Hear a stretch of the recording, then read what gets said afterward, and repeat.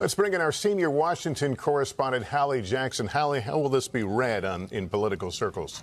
Well, Lester, to be honest, based on what we know from the ruling so far, it upholds what is essentially the status quo here. After the Supreme Court had strengthened gun rights essentially within the last 18 months or so, this is a ruling that is obviously significant, a big win for the Biden administration. Politically, however, it is a real question as to whether it actually animates anybody where I'm sitting here in Washington. I will tell you that to the immense frustration of many Democrats who want to see further restrictions on gun laws, President Biden has repeatedly called for more restrictions on gun laws. There is not much of an animating force in Congress to do much about it, especially not in an election year. It is simply not seen as one of the bigger issues right now that has any chance of working through Congress. That has been the case even after a series of mass shootings in this country, Lester.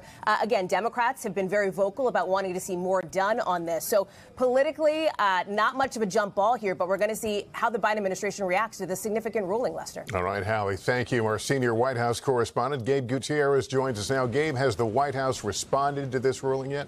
Hi there, Lester. We're awaiting a statement from the White House any moment now, but so far we have not heard directly from White House officials on this ruling that just happened moments ago. But as Hallie was mentioning, Lester, this will be considered a major win for the Biden administration. It was back in 2022, just after the Uvalde shooting, that President Biden signed the bipartisan Safer Communities Act, and that law broadened some gun restrictions, again, shortly after the Uvalde shooting, and it closed the so-called boyfriend loophole, which some critics had said was a loophole that allowed dating partners, not just spouses, to be able to acquire guns even though they may have been convicted of domestic abuse. So again, this, as Hallie was alluding to, this will be considered a win for the Biden administration, which has suggested that more gun restrictions are needed in order to keep communities safe. But Lester, we are awaiting any formal comment from the White House any moment now. All right, Gabe Gutierrez, thanks.